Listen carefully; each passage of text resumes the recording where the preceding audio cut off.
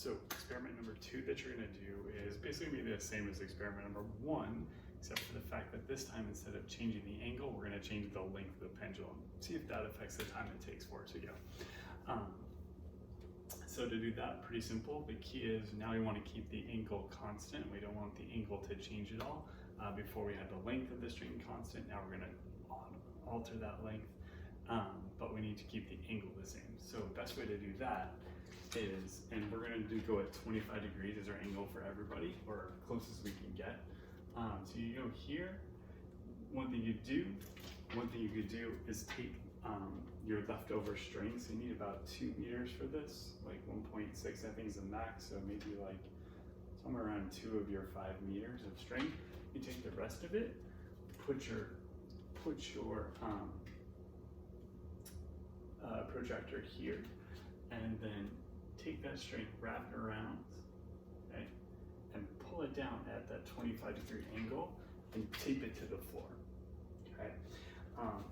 If you do that, you run a string straight from up here. So I pretend like this is my string, so I'm not going to cut mine. And you run it all the way down at 25 degrees to the ground. Okay.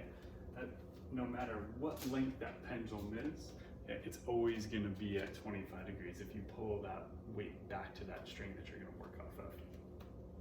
So use that string coming off here as a guide for how far you want to pull that pendulum back every single time. Okay. When you hit that string, that's where you let it go from. Okay. And then because we didn't knot this up here, we can slide it and adjust the length of this, and we could re-tape it, reattach it, find ways to adjust the length of that string, how to cut it every single time. If you are going to go with the cutting route, okay, don't forget, start with the longest length first. Start with that 1.6 meter length that you're trying to get to, and then cut the string as you go up towards the top. Okay.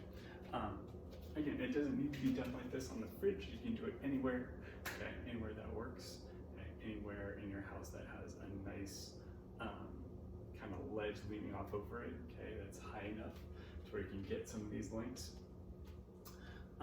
But key is this time, take that string, run it down from here. So if this was the case, so here's our string.